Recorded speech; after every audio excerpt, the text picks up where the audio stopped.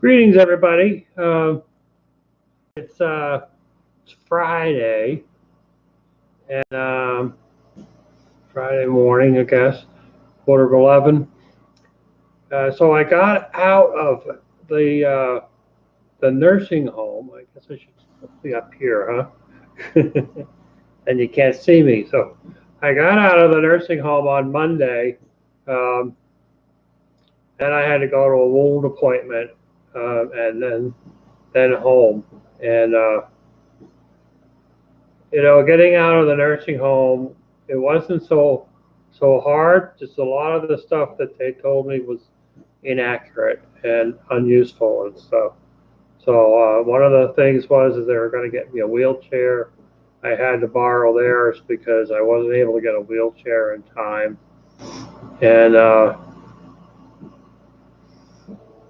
so they were supposed to give me 2 weeks of medications, and they didn't. And they didn't give me enough insulin to last a couple of days, and the medication is a mess. And the other thing too was I got the Carbulence to the wound center, um, and then the Carbulence was supposed to bring me home, but the nursing home canceled my ride home um, from the wound center because I don't know why she did that, but I had, you know, I don't know. I really don't know why she did that. So then they finally got me a ride. I had to wait a while at the wound center for a ride home, and then I got a ride home. Now, what they didn't tell me was that, you know, the I had to redo all the paperwork for the Carbulence in order to get a ride to my doctor's appointment. So the insurance covers the using a Carbulence with a wheelchair to doctor's appointments from your home if you're homebound. And I'm, for the most part, homebound at the moment. And they didn't tell me that I had to do paperwork for that. Now I could have had that all set up before I left if I knew that, but so I'm waiting for approval for that. Hopefully I'll get that so that when I go to the wound center and doctor's appointments, some of them I might be able to hobble in on my own. Um, I have been kind of getting better at movement, and I use my rollator and stuff, and I can get into my car. But some of the appointments are deep into the hospital, and there's no way to get me all the way in without, you know, getting really, really tired. So, um, I'm still kind of the same way. I can move around in short bursts. So, anyway, I got home on Monday, and I was hanging out, waiting for my kids. We rented a U-Haul for $80, and just before they got here, then they got to my house, I realized the water didn't work. That the contractors working on the house did something and disconnected the house from the well, and it took a little while for them to figure out they disconnected the house from the well. I had to teach the contractor how wells work, um, which fortunately I could do. And then when he started talking to his plumber said, "Ah, I know what I did." But then you have to get the plumber there to fix it. So they finally fixed it this week, but my chair still has to get moved from here, which is at my daughter's. I lived here years ago before I moved to the house I'm in now, and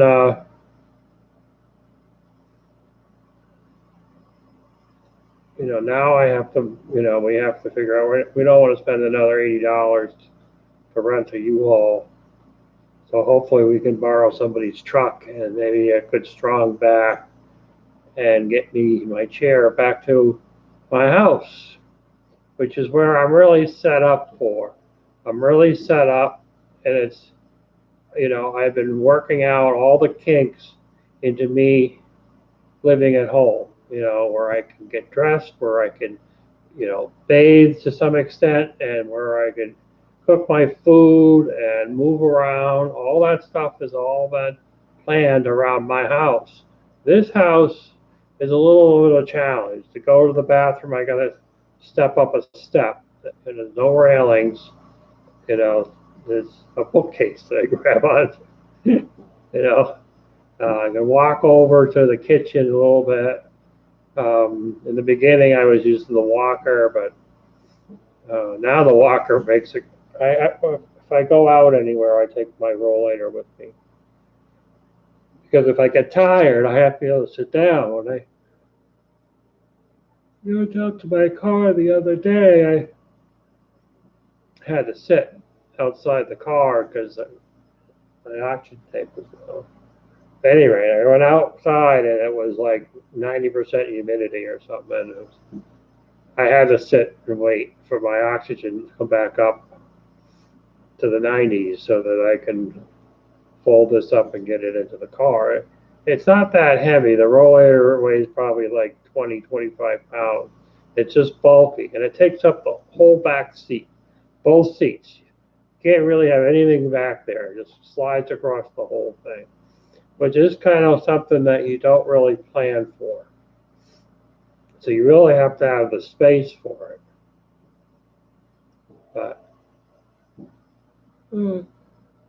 I did find a new PCA, a personal care assistant, going to help me with things that my kids can't help me with, and hopefully that way I'll have enough coverage through the week so that my daughters don't have to stress out with being nearby. She actually picked up some medications for me on Monday, my insulin, and or that was Wednesday, because I was running low on insulin, even though they were supposed to give me a 2-week supply. And then we found other things that we didn't get a 2-week supply of. So there was one thing that I didn't get any of, and my diuretic. I have to take my diuretic. So it's just kind of freaky. Their discharge thing, if they screwed up on me so much, they must screw up on everybody else going out the door. They have a questionnaire. Oh, excuse me. They have a questionnaire when they have 2 questionnaires at the nursing home to see how your stay was, things you can add. And then one of them is, what about the discharge? Of course, I hadn't been discharged. That's why I left those blank. And if I only knew that they were piss poor at it, I could have wrote a whole bunch of stuff about it. And I don't even think they care. I think their surveys are just, how often the people's surveys are actually used. So here I am at my daughter's place, and I haven't gotten into a really stable food plan because my kids, they don't really like cook their own meals so much. They kind of do more takeout, and I mean, they have stuff, but it's not a consistent stuff. So, I'm doing all right. I'm not eating a lot of crap, and maybe a little bit of crap. It's kind of like being locked up in a grocery store all night, and you got to have access to just anything you want, almost. Except for, so they brought me some salads and stuff. But hopefully by the weekend I'll be in my place. So the Vietnamese nurse has been coming in and changing my bandages. And,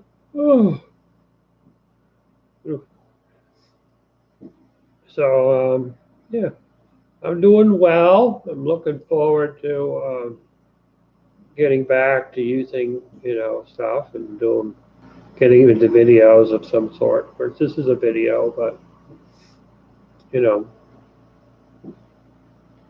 um, yeah. So that's the poopy scoop about what's happening in the western part of the Berkshires. Oh yeah, and I'm surrounded with 4 cats. So my 2 cats are here, and they've starting to realize who I am again, and I think forgiving me if there's such a thing as cats forgiving anybody. And in fact, one of them was snuggled up with me all night last night on my blanket. So that's a positive direction, and the other one has done it on occasion when he feels like it. So only when I can give him attention. He doesn't hang out. Kitty will just, you know, snuggle in and stay there and sleep. But the other one, Zimba, he just wants the attention, and once you stop giving him attention, he just leaves. But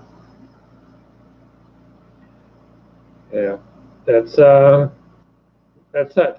She has extremely fast. She has cable internet, so maybe not as fast as a lot of you people have, but it's a lot more fast than I think she has like a 30 download and 10 MIPS upload speed, whereas I have 3 MIPS download on DSL and zero point 0.3 upload on, I guess it's 300 kbps upload, which is kind of horrendous. But it's certainly not what I had. DSL is not very fast, but it is something. It's better than dial-up, I guess. The positive speaking people out there would say that it's better than dial-up. Yourself lucky. So that's it for me. I just wanted to share, and hope everybody out there is enjoying their summer or winter. And I know some Australian and New Zealanders out there that are in winter. And ta-ta. Hopefully the next one you'll see will be in my house. Who knows? Ta-ta.